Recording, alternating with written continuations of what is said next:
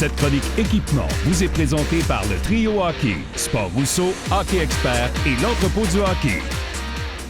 Alors, Éric, nous autres, c'est déjà la fin. C'est la dernière capsule, mais je pense qu'on va finir en force. Oui, définitivement. Écoute, ça, c'est un bâton de gardien de but. Ça se trouve être le CCM de Carey Price, si je ne me trompe pas. Exactement. C'est le Extreme Flex 4, donc c'est le bâton haut de gamme de CCM. OK. Avec cette construction-là, CCM ont été en mesure d'améliorer les bâtons. Ils faisaient déjà de très bons bâtons de gardiens, Ouais. mais ils ont amélioré la construction beaucoup. Il y a plusieurs gardiens, dont Carey Price, qui jouaient avec des bâtons qui avaient ce look-là, mais que c'est un autre bâton. Ils ont switché à ça parce qu'ils aiment beaucoup la construction de ce bâton-là. Déjà, il y a beaucoup d'adhésion. Oui. Donc ça, c'est modifié. Donc, quand on le prend, on le voit, on le sent. Là, c'est vraiment très, très léger. Ça réagit. La palette aussi, on voit que l'ouverture de la palette.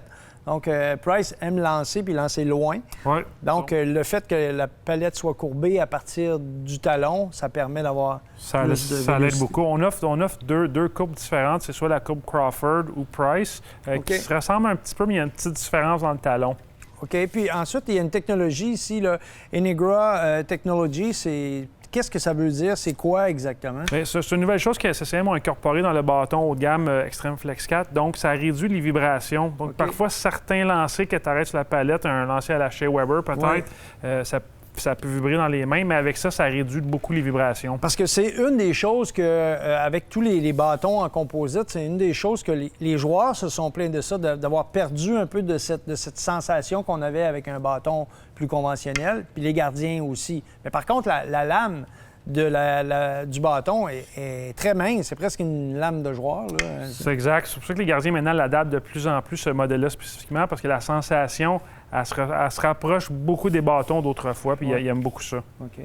Notre deuxième bâton que tu nous proposes, c'est le Bauer Vapor. Et encore une fois, dans le cosmétique, au niveau du look, c'est vraiment génial. C'est un bâton qui est très bien dessiné.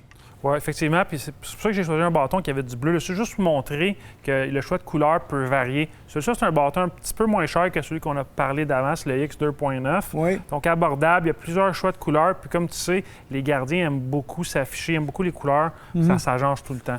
Et ici, il semble y avoir une texture particulière sur la lame du bâton. Est-ce que c'est quelque chose de différent au niveau de la résistance ou c'est simplement, encore une fois, juste le cosmétique? Non, évidemment, c'est cosmétique un peu, mais c'est du carbone. Donc, à ce prix-là, il n'y a pas beaucoup de bâtons qui sont faits de carbone, que la palette a du carbone. Celui-ci en est un. Donc, la sensation, le contrôle, la durabilité, c'est vraiment super.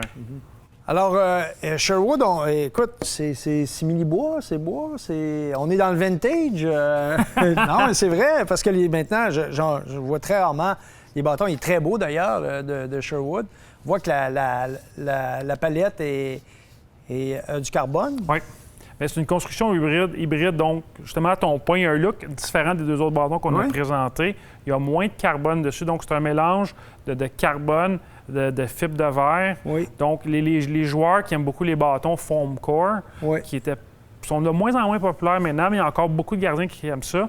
Donc, un bâton comme ça, le FC 700, qui est offert dans une multitude de couleurs, comme tu dis, il est très, très beau. Donc, c'est disponible. Et lui, il semble être un petit peu plus pesant que les autres. Est-ce qu'il serait plus résistant? Oui et non. Il est plus résistant. Tout dépend de l'utilisation que tu en fais, évidemment, dans le niveau de jeu. C'est un bâton qui est moins cher que les deux précédents. Donc, de là que le poids est un petit peu plus élevé, ça fait une différence au niveau du prix.